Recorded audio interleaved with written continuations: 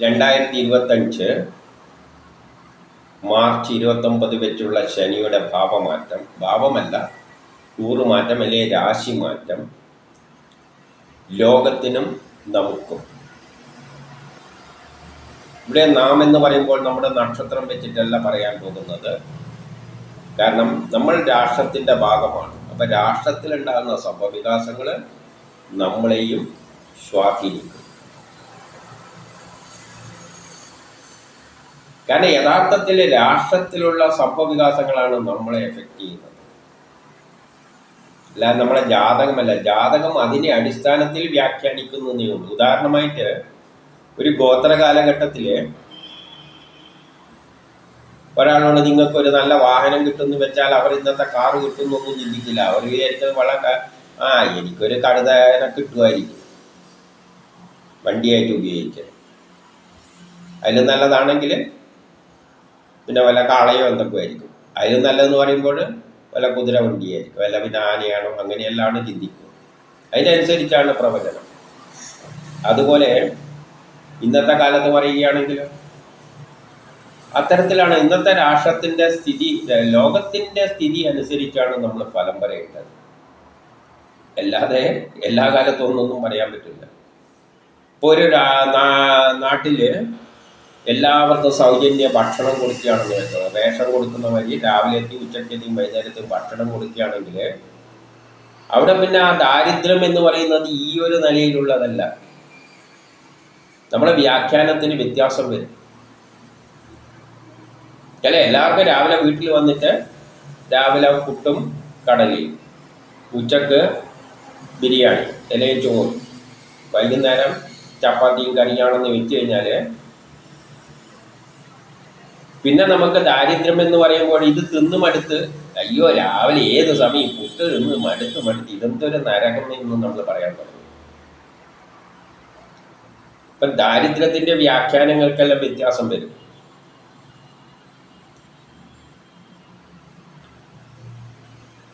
ആ ദേശത്തിൻ്റെ പ്രത്യേകത അനുസരിച്ചാണ് ജ്യോതിഷം കൈകാര്യം ചെയ്യുന്നത്. അപ്പം അതിൻ്റെ മേലെ ലോകത്തിലുണ്ടാകുന്ന സംഭവവികാസങ്ങളുടെ മേലെയാണ് നമ്മൾ ജ്യോതിഷത്തെ അതിനനുസരിച്ച് വ്യാഖ്യാനിച്ചു കൊണ്ടുപോകേണ്ടത്.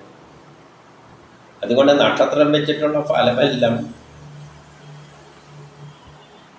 പിന്നെ അടുത്തേക്ക് പറയാം. ഇത് നമുക്ക് എന്ന് പറയുമ്പോൾ ലോകത്തിൽ വലിയൊരു മാറ്റം ഉണ്ടാവുകയാണ്. അതിലൂടെയാണ് നമ്മൾ രക്ഷപ്പെടാൻ പോകുന്നത്, അല്ലാതെ ഓരോരോ ജാതകം കൊണ്ടല്ല. ലോക സംഭവവികാസങ്ങൾ ഉദാഹരണമായിട്ട് നമുക്കറിയാലോ, ഇതിനിടയ്ക്കൊരു ഉരുൾപൊട്ടൽ ഉണ്ടായി. ആ ഉരുൾപൊട്ടലിൽ അശ്വതി തൊട്ട് രേവതി വരെയുള്ള നക്ഷത്രക്കാരും മരിച്ചവരിലുണ്ടാകും. അപ്പം അവർക്കെല്ലാം ശനി എവിടെയായിരിക്കും? ചിലവർക്ക് വളരെ ഉച്ചത്തിൽ അങ്ങ് ഉഗ്രശനിയാണെന്നെല്ലാം പ്രവചനം നടത്തിയിട്ടുണ്ടാകാം. അവരും മരിച്ചു. പിന്നെ കാരണം എല്ലാവർക്കും ഇപ്പം തന്നെ എന്താ പറയുന്നത്, ചിലവർക്ക് ശനി നല്ല ചെയ്യും, ചിലവർക്ക് മോശം ചെയ്യും. ഒരു ഉരുൾപൊട്ടൽ ഉണ്ടായിക്കഴിഞ്ഞാൽ അവിടെ എല്ലാവരും മരിക്കുമ്പോൾ ഇതെങ്ങനെയാണ് ശരിയാകുന്നത്? അപ്പം ലോകത്തിലുള്ള അതുകൊണ്ടാണ് അതിനാണ് നിമിത്തങ്ങൾ എന്നെല്ലാം പറയുന്നത്. അപ്പം ലോകത്തിലുണ്ടാകുന്ന മാറ്റങ്ങൾ അതൊന്നും ജാതകത്തിലോട്ട് പറയേണ്ടതല്ല, അത് നോർമൽ കണ്ടീഷനിൽ പോകുമ്പോൾ പ്രയോഗിക്കേണ്ടതാണ്. പക്ഷേ ഒരാളുടെ അടിസ്ഥാനം ഇപ്പം നമ്മളിപ്പോൾ ഈ ഷർട്ടെല്ലാം ഇട്ട് ഇരിക്കുന്നത് ഏത് കാലഘട്ടമായതുകൊണ്ട് ഈ കാലഘട്ടമായതുകൊണ്ടാണ്. പണ്ട് ഗോത്രകാലത്തിലാണ് നമ്മളെങ്ങനെ ഇരിക്കുന്നുണ്ടാവുക. ഇപ്പം നമ്മുടെ ഫലം തീരുമാനിക്കുന്നത് ലോകത്തിലെ അന്നത്തെ രാഷ്ട്രീയ അവസ്ഥകളാണ്. രാഷ്ട്രീയ അവസ്ഥകൾ മാറുമ്പോഴാണ് നമ്മളുടെ ജീവിത നിലവാരം ഉയരുന്നത്. അതിനനുസരിച്ച് നമ്മൾ ജ്യോതിഷത്തെയും കൈകാര്യം ചെയ്യണം. അപ്പം ജ്യോതിഷം രണ്ടാം തരത്തിൽ ഓരോ വ്യവസ്ഥിതിയിൽ അവിടുത്തെ ജീവിത നിലവാരത്തെ അടിസ്ഥാനമാക്കി കൊണ്ടുവേണം നമ്മൾ ജ്യോതിഷത്തെ കൈകാര്യം ചെയ്യാൻ. കാരണം മനുഷ്യൻ ഒരിക്കലും തൃപ്തനല്ല. എന്ത് കിട്ടിയാലും അവന് തൃപ്തി കിട്ടാൻ പോകുന്നില്ല. അതുകൊണ്ട് ആ അവസ്ഥയിൽ നിന്നുകൊണ്ടാണ് അവൻ്റെ അതൃപ്തി എന്താണെന്ന് മനസ്സിലാക്കിയിട്ട് അതിനനുസരിച്ച് പ്രവചനം നടത്തുക. അപ്പം കാലമാണ്, ഗ്രഹങ്ങൾ, നാടിലാണ് മാറ്റം, ലോകത്തിലാണ് മാറ്റങ്ങൾ ഉണ്ടാക്കാൻ പോകുന്നത്. ആ നിലയിൽ വേണം ശനിയുടെ. അതുകൊണ്ട് ഈ ശനിക്ക് വലിയ പ്രാധാന്യമുണ്ടോ എന്ന് നോക്കിക്കഴിഞ്ഞാൽ ഇപ്പോഴത്തെ ശനിക്ക് വലിയ പ്രാധാന്യമുണ്ട്. കാരണം ശനി എന്നതുകൊണ്ട് നമ്മൾ ചിന്തിക്കുന്നത് രോഗം, ദുരിതം, കഷ്ടപ്പാട്, ആത്മീയം തൊട്ടു തീണ്ടിയിട്ടില്ല, ആത്മീയത്തിനല്ല എതിരാണ്, അങ്ങനെയുള്ള ഗ്രഹമാണ്. അതേപോലെ തൊഴിലാളികളെ ചിന്തിക്കണം. കമ്മ്യൂണിസ്റ്റുകാരെയെല്ലാം വേണമെങ്കിൽ ശനിയുമായിട്ട് ബന്ധിപ്പിച്ചുകൊണ്ട് വരും. കമ്മ്യൂണിസം ശനി കൊണ്ട് മാത്രമല്ല, അതിന് വേറെയും കോമ്പിനേഷൻ ആയിട്ട് വരും. എന്നാലും ഇതെല്ലാം ഇതിലാണ് വരുന്നത്. പക്ഷേ ശനി ഇത്രകാലം സ്വക്ഷേത്രത്തിൽ നിൽക്കുന്ന ഏത് ഗ്രഹവും നല്ലതായതുകൊണ്ട് ഇതുവരെ ശനി അതിൻ്റെ ക്ഷേത്രത്തിൽ കുംഭരാശിയിൽ വളരെ സുഖമായിട്ട് നിൽക്കുന്നു, ലോകത്തിലും. അപ്പോൾ ഈ ശനി കുറച്ച് ശാന്തഭാവത്തിലായിരുന്നു. ശനിക്കൊരു പ്രത്യേകതയുണ്ട്. ശനി നീതി നടപ്പാക്കാൻ ശ്രമിക്കുന്ന ഒരു ഗ്രഹമാണ്, നീതിയുടെ ദേവതയാണ്. ലോകത്തിൽ നീതി നടപ്പാക്കാനാണ് ശനി ശ്രമിക്കുന്നത്. ഈ നീതി നടപ്പാക്കാൻ ശ്രമിക്കുമ്പോഴാണ് മനുഷ്യർക്ക് ദുരിതങ്ങളും കഷ്ടപ്പാടുകളും എല്ലാം ഉണ്ടാകുന്നത്. ഒരാൾ ശരി തെറ്റുകൾ പ്രത്യേകിച്ച് വിളിച്ചു പറയുമ്പോൾ സത്യത്തിൻ്റെ മുഖം എപ്പോഴും എന്താണ്? വികൃതമാണ്. അപ്പം ശരി തെറ്റുകൾ ശരിയായ സത്യത്തെ, അതിൻ്റെ പിന്നിലുള്ള രഹസ്യത്തെ പുറത്തേക്ക് കൊണ്ടുവരുവാൻ ശ്രമിക്കുമ്പോൾ അവിടെ പ്രശ്നങ്ങൾ ഉണ്ടാകും. തുടക്കം അവിടെ നിന്ന് തുടങ്ങും. ഇതൊരു അത്തരത്തിൽ പ്രശ്നത്തിലേക്ക് കടക്കുന്ന ഒരു ഗ്രഹം ആയതുകൊണ്ട് ഇത് എവിടത്തേക്കാണ് ഇനി കടക്കാൻ പോകുന്നത്? ഇതുവരെ ശാന്തമായ എൻ്റെ വീട്ടിലിരുന്നെങ്കിൽ ഇപ്പോഴത് വ്യാഴൻ്റെ ക്ഷേത്രത്തിലേക്ക് കടക്കുകയാണ്. വ്യാഴം നമുക്കറിയാം ആത്മീയ ഗ്രഹം എന്നെല്ലാം പറയുന്ന സ്ഥലത്താണ്. വ്യാഴത്തിൻ്റെ കൂടെയല്ല, വ്യാഴം വരെയുള്ള വ്യാഴൻ്റെ ക്ഷേത്രത്തിൽ. ആ വ്യാഴൻ്റെ ക്ഷേത്രം കൊണ്ട് ആത്മീയപരമായ കാര്യങ്ങളാണ്. ശനിയും വ്യാഴനും വളരെ ശത്രുവാണ്. എന്തുകൊണ്ട്? ആത്മീയത തന്നെ ഇതെല്ലാം ഒരു മുഖം കൂടി മാത്രമാണ്. ആത്മീയത എന്നത്, യഥാർത്ഥ ആത്മീയത, വേദം പറയുന്ന ആത്മീയത ബ്രഹ്മസാക്ഷാത്കാരമാണ്. എല്ലാത്തിലും ബ്രഹ്മത്തെ ദർശിക്കുക. ഇതാണ് സനാതന ധർമ്മത്തിൻ്റെ അടിസ്ഥാന തത്വം. ദ്വയമല്ല, ദ്വയമായി പലതായി ലോകം തിരിഞ്ഞെങ്കിലും അതെല്ലാം മായയാണ്. യഥാർത്ഥത്തിൽ എല്ലാത്തിൻ്റെയും പിന്നിലുള്ള സത്യം ആ ബ്രഹ്മമാണ്. അതാണ് ഈശ്വരൻ. എല്ലാറ്റിലും ബ്രഹ്മത്തെ കാണാൻ ശ്രമിക്കുക. അതാണ് ആത്മീയതയുടെ അടിസ്ഥാന തത്വം.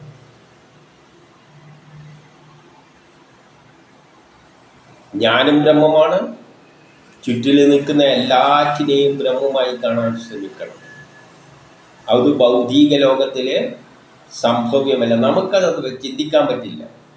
നമുക്ക് ചുറ്റും നോക്കുമ്പോൾ ഹിന്ദു, മുസ്ലിം, ക്രിസ്ത്യൻ, ബ്രാഹ്മണൻ, ക്ഷത്രിയൻ, വൈശ്യൻ, അവൻ തമിഴ്, മറ്റേ അമേരിക്കക്കാരൻ, മറ്റേ ചൈനക്കാരൻ, മറ്റേ റഷ്യക്കാരൻ, ഇങ്ങനെയുള്ള വിഭാഗിക ദ്വയ ചിന്താഗതികളാണ് നമ്മളെ മനസ്സിനെ നിയന്ത്രിക്കുന്നത്.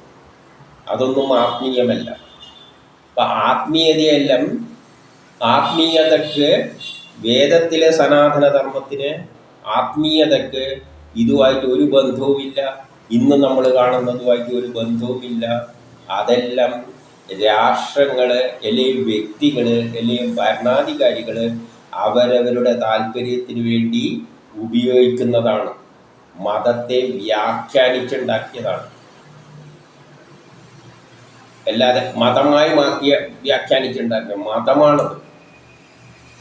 അല്ലാതെ വേദ സനാതന ധർമ്മത്തിലെ ആശയമല്ല. സനാതന ധർമ്മത്തിൻ്റെ ഋഗ്വേദം, യജുർവേദം, സാമവേദത്തിൽ എല്ലാത്തിലും ബ്രഹ്മത്തെ ദർശിക്കണം.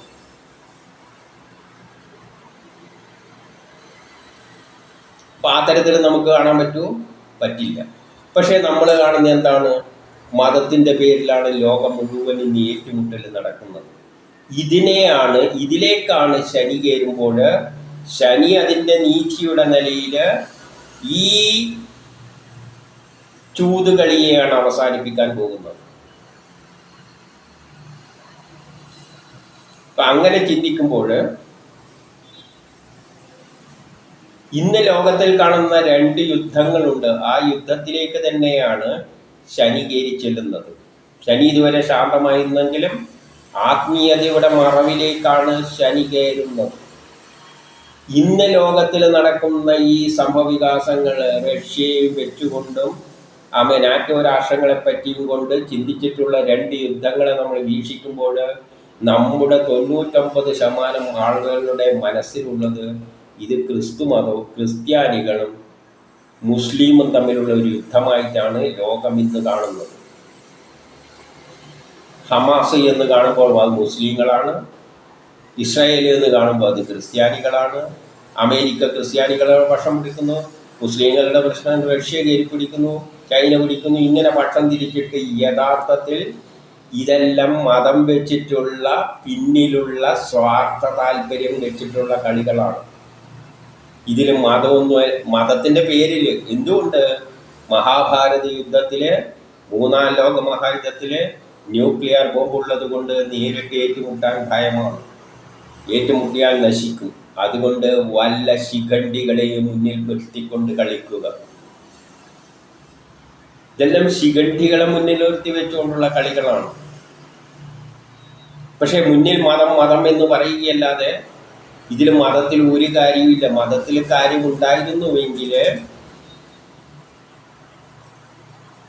ഈ ഹമാസിന്റെ പിന്നിലെ ഈ മുസ്ലിം രാഷ്ട്രങ്ങൾ മുഴുവൻ അടിനിരന്ന് നിന്നിരുന്നുവെങ്കിൽ എന്താണ് സംഭവിക്കുക? ഇതെല്ലാം പേരിനങ്ങനെ നിൽക്കിയല്ലാതെ ആർക്കാ താല്പര്യം? ഒരു ഇറാൻ മാത്രമുണ്ട്, ബാക്കി സൗദിയിൽ എങ്ങനെ ഇരിക്കുന്നു എന്ന് ചിന്തിച്ചു നോക്കിയേ. അപ്പോൾ ഇത് യഥാർത്ഥത്തിൽ ജനങ്ങളല്ല, ഭരണാധികാരികള് അവരുടെ ഭരണം നിലനിർത്താൻ വേണ്ടിയിട്ട് മതം പറയുകയല്ലാതെ ആത്മാർത്ഥതയൊന്നും അതിലൊന്നും ഒരു ചുക്കുമില്ല. റഷ്യ തന്നെ പറയുന്ന ഞാൻ ഓർത്തഡോക്സ് വിഭാഗമാണ്, എന്നിട്ടാണ് മുസ്ലിമിനെ കുട്ടികൾ. ഇപ്പുറത്തെ അമേരിക്കയാണെങ്കിൽ വേറൊരു ഓർത്തഡോക്സ് ആണോ വേറെ എന്തോ ആണ് കേട്ടെ, പക്ഷെ അവർക്ക് മുസ്ലിമിനോടാണ് എത്തിയത്. അതുകൊണ്ടാണ് ആ മാസമായിട്ട് ഏറ്റുമുട്ടുന്നത്. എന്നാൽ റഷ്യ ഓർത്തഡോക്സ് ആണ്, അവർ വന്നാലും എന്നാൽ പിന്നെ അമേരിക്കയോട് ചേരിയല്ലോ, ഇവിടെ ക്രിസ്ത്യാനികളെ തമ്മിൽ ചേരണ്ടേ. പറയുമ്പോൾ പറയുമോ, റഷ്യക്കാരും പറയുമ്പോൾ ഞാൻ ഭയങ്കര ഭക്തിക്കാരനാണ്. ഇതെല്ലാം ശിഖണ്ഡികളെ മുൻനിർത്തി മഹാഭാരത യുദ്ധം നടത്തിയ പോലെ വേദത്തിൽ പറഞ്ഞ അതേ അവസ്ഥയിലേക്കാണ് ഇതിൻ്റെ എല്ലാം പിന്നിൽ. ഈ യഥാർത്ഥത്തിൽ ഉക്രൈനും യുദ്ധം നടത്താൻ താല്പര്യം ഉണ്ടായിരുന്ന പണ്ടേ മതിയാക്കാൻ ശ്രമിച്ച ഈ നാറ്റോ രാഷ്ട്രങ്ങൾ വിട്ടില്ല, ഇപ്പോഴും പിൻവാങ്ങാൻ സമ്മതിക്കുന്നില്ല. അപ്പൊ എന്താണ് ഇതിന്റെ പിന്നിലുള്ള? ഇതിന്റെ പിന്നിൽ 2 ധ്രുവങ്ങളേ ഉള്ളൂ. പണ്ടത്തെ നാറ്റോ രാഷ്ട്രങ്ങളും മറ്റേ വാർസാ രാഷ്ട്രങ്ങളുടെ വേറൊരു രൂപം എന്ന് പറയാം. യഥാർത്ഥത്തിൽ അവർ തമ്മിലാണ് ശരിയായത്. പക്ഷെ ജനത്തിന്റെ മുമ്പിൽ എന്ത് പറയും? മതവും ജാതിയെല്ലാം പറയും. അപ്പൊ ഇതിലേക്കാണ് ശനി കടക്കുന്നത്. ശനി അവിടത്തേക്ക് കടക്കുമ്പോൾ അത് അവിടെ പ്രശ്നങ്ങളായിട്ട് മാറും. അത് പ്രശ്നങ്ങളായി മാറുക എന്ന് പറയുമ്പോൾ ചെറിയ തരത്തിലല്ല. ശനിക്ക് എപ്പോഴും കൂട്ടായിട്ട് വേറൊരു 2 കൂട്ടുകാരും കൂടി അവിടെയുണ്ട്, രാഹുവും കേതുവും. രാഹുവും ശനിയുടെ കൂടെ അവിടെയുണ്ട്, കേതു 7-ൽ നിന്ന് വീക്ഷിക്കുന്നുമുണ്ട്. അപ്പൊ ഇപ്പോഴേ എല്ലാ ഗ്രഹങ്ങളും അവിടെ കൂടിക്കിടന്നിട്ടുമുണ്ട്. അപ്പൊ അങ്ങനെ ചിന്തിക്കുമ്പോഴാണ് ഈ ശനിയുടെ അവിടത്തേക്കുള്ള പ്രവേശനം ലോകത്തെ വലിയൊരു പ്രശ്നത്തിലേക്ക് കൊണ്ട് കടത്തിയിട്ടുണ്ട്. ഒരു ശരിയായ ഒരു തെളിവ് ലോകം ഇന്നുള്ള ഈ അവസ്ഥയിൽ നിന്ന്, ഈ മതവും ജാതിയെല്ലാം പറഞ്ഞിട്ടുള്ള കളികളെല്ലാം മൂടുപടങ്ങളാണ്. അതെല്ലാം വലിച്ചെറിഞ്ഞിട്ട് സ്വയം ഏറ്റുമുട്ടേണ്ട ഒരു ഘട്ടത്തിലേക്കാണ് കടക്കാൻ പോകുന്നത്. അത് നമ്മൾ കണ്ടും കഴിഞ്ഞു. ഈ ദിവസങ്ങളിൽ നമ്മളത് കാണുകയാണ്. ഇപ്പൊ ഹമാസ് ഒന്നും അല്ല ഇഷ്യൂ. അതേപോലെ തന്നെ ഉക്രൈൻ എന്ന വിഷയമെല്ലാം അങ്ങ് പോയി. ഇപ്പൊ ഉക്രൈനെ കാട്ടിയും കുറച്ച് മുകളിലുള്ളതാരാണ്? ഇറാനെ അടിക്കണം എന്നും പറഞ്ഞ് നടക്കുകയാണ്. ഇറാനും അല്ല അതിന്റെ പിന്നില്ല. യഥാർത്ഥത്തിൽ അടിക്കേണ്ടത് റഷ്യയെ തന്നെയാണ്, ചൈനയെ തന്നെയാണ്. ഇപ്പുറം നാറ്റോ രാഷ്ട്രങ്ങൾ കാണുന്നത്. അതുപോലെ തന്നെ റഷ്യയും ചൈനയും എല്ലാം കാണുന്നത് അമേരിക്കയെ തന്നെയാണ്. അമേരിക്കയും, പക്ഷേ ആ അമേരിക്ക ഇപ്പോൾ റഷ്യൻ്റെ കൂടിയെല്ലാം അതെല്ലാം ഒരു കള്ളക്കളികളാണ്. ഇന്ന് പുട്ടിന് ട്രംപ് എന്ത് പറഞ്ഞു? ഞാൻ പുടിനുമായിട്ട് കുറച്ചാകെ ഈ അവസ്ഥയിലാണ് ഇരിക്കുന്നതെന്ന്. വേറൊന്നും കൂടിയും പറഞ്ഞു, പുടിൻ്റെ അടുത്ത് നിന്ന് എണ്ണ വാങ്ങുന്ന ഇന്ത്യക്കും എല്ലാം താരിഫ് അടിച്ചു കൊടുക്കാൻ പോവുകയാണ്.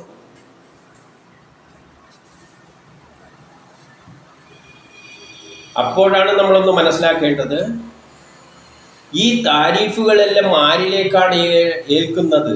ജനത്തിൻ്റെ പേരെയാണ് വന്ന് വീഴുന്നത്. താരിഫ് അടിച്ചു കൊടുത്തു കഴിഞ്ഞാൽ എന്താ പറ്റുക? ഈ ടാക്സ് എല്ലാം കൊടുക്കുന്ന ആരാണ്? പൊതുജനമാണ്, അമേരിക്കൻ ജനതയാണ്. റഷ്യയിലാണെങ്കിൽ റഷ്യൻ്റെ ജനതയാണ്, ചൈനയിലാണെങ്കിൽ ചൈനയുടെ ജനതയാണ്, ഇന്ത്യ ആണെങ്കിൽ ഇന്ത്യൻ്റെ ജനങ്ങളിലെ വിലയാണ് വരുന്നത്. അല്ലാതെ ഭരണവർഗത്തിൻ്റെ ഇതിലല്ല വരുന്നത്.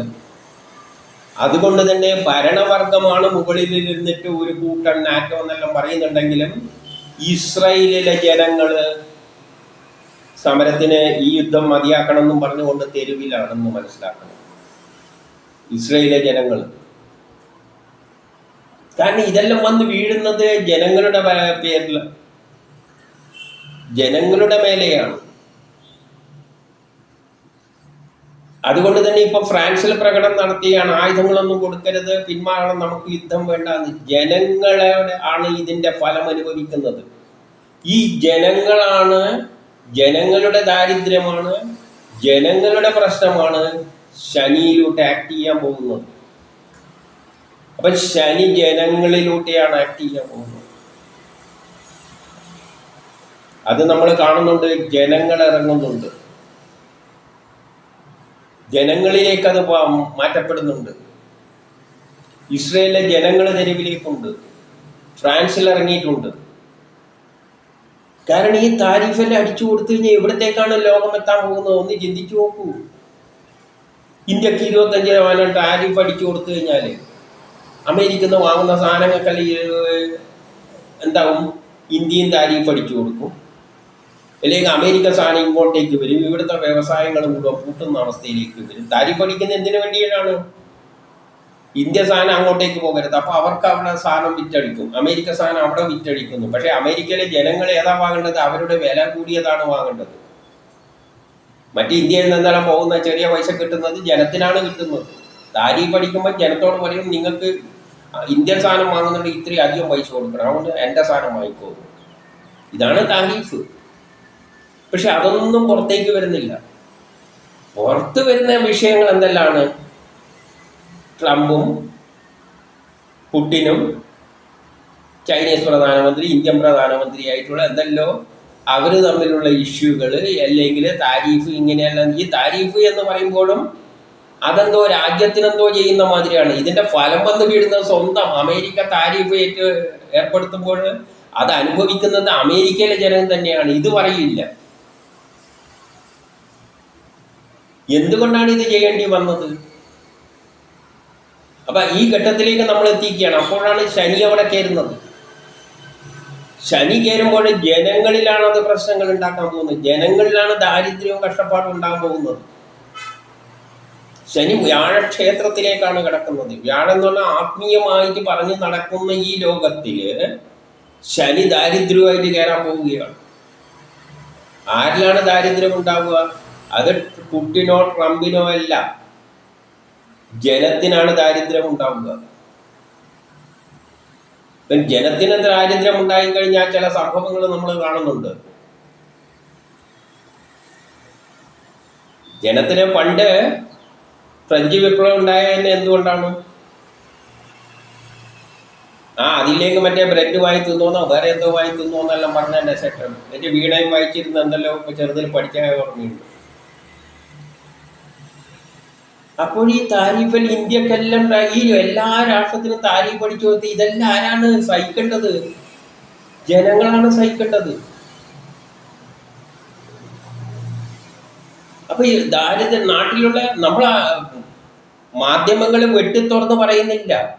റിസഷൻ വരാൻ പോകുന്നു വലിയ നല്ല ചെലവര് കയറി അടക്കം പറയല്ലാതെ ഇവിടെ പുകമറ സൃഷ്ടിക്കുന്ന എന്താണെന്ന് വെച്ച് കഴിഞ്ഞാൽ മുസ്ലിമും ക്രിസ്ത്യനും തമ്മിൽ അടിച്ചുകൊണ്ടിരിക്കുകയാണ്.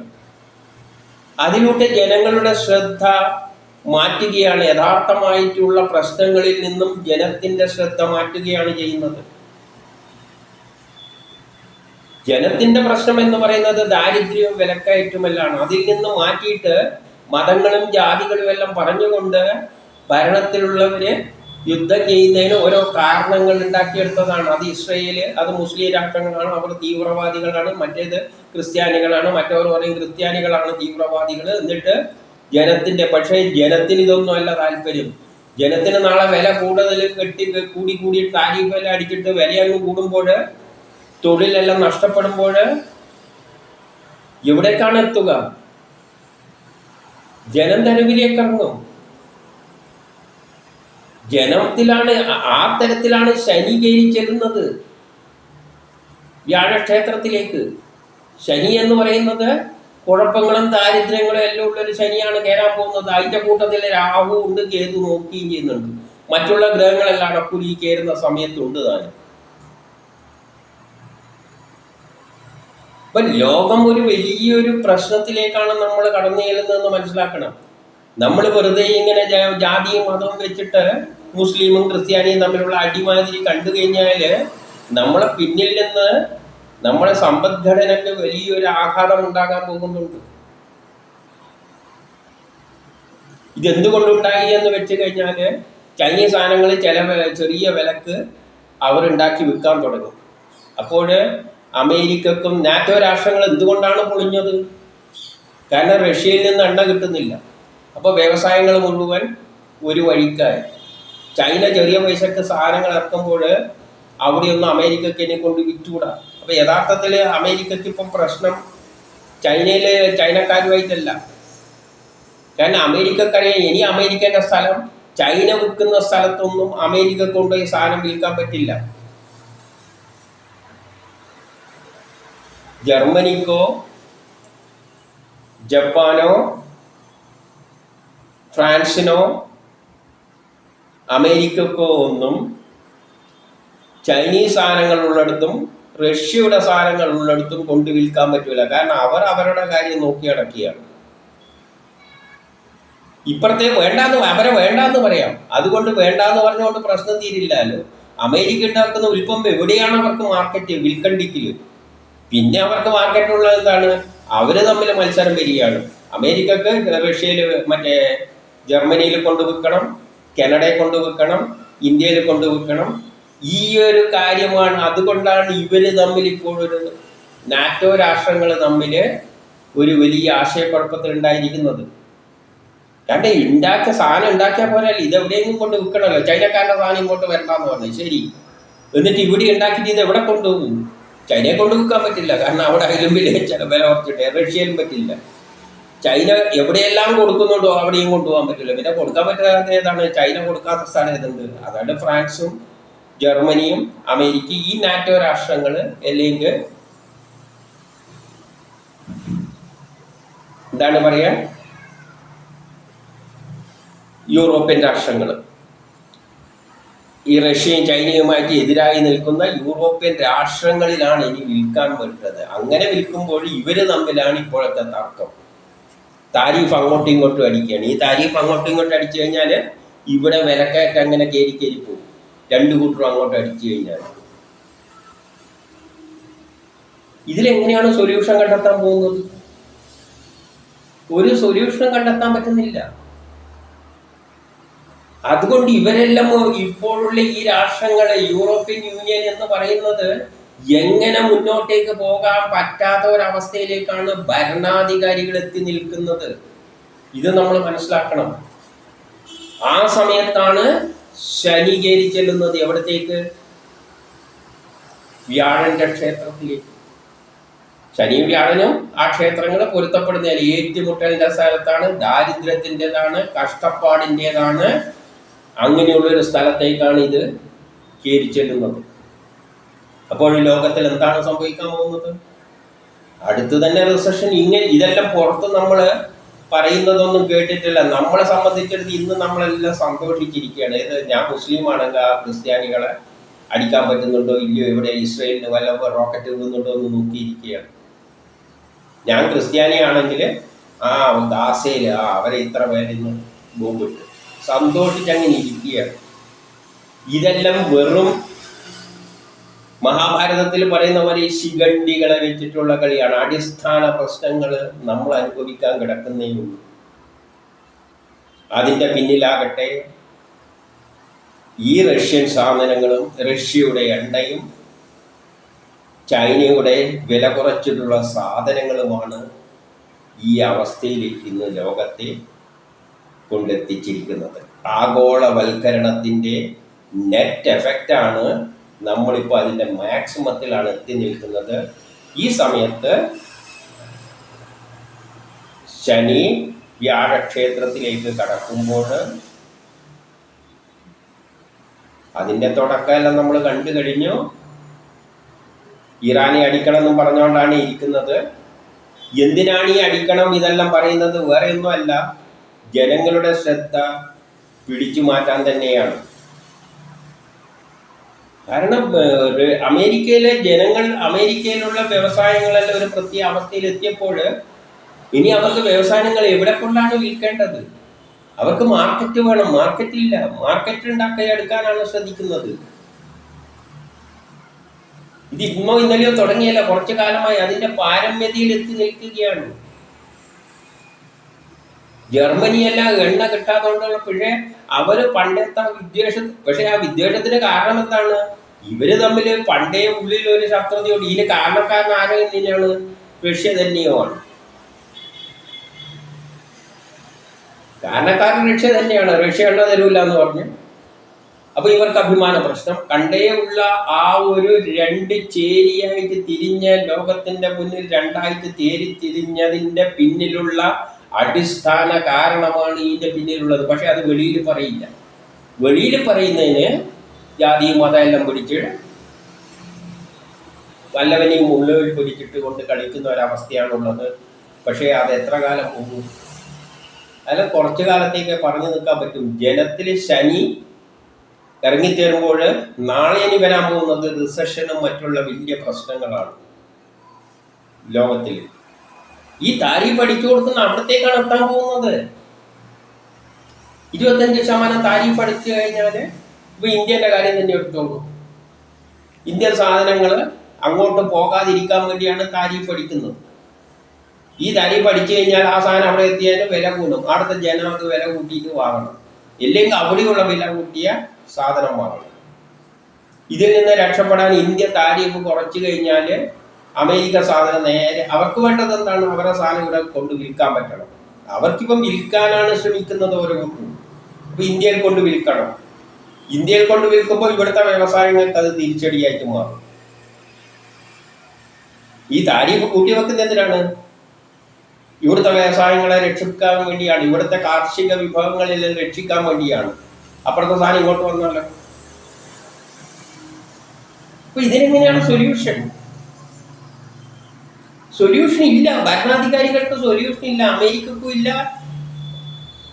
ഏത് ഭരണത്തിനും, ജർമ്മനിക്കും ഒന്നും ഒരു മുന്നോട്ടേക്ക് പോകാൻ വഴിയില്ല. ഇതെങ്ങനെ പോകും?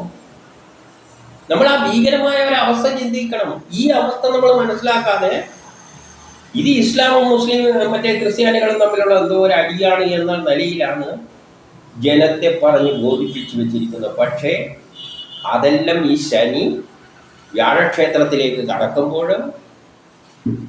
ഇതെല്ലാം പൊളിയും. കാരണം ആ മാക്സിമം താരീഫിലെത്തി നിന്നു. താരീഫിലെത്തുമ്പോൾ പിന്നെ ജാതി മതമൊന്നുമില്ല. അതെല്ലാം പോയി.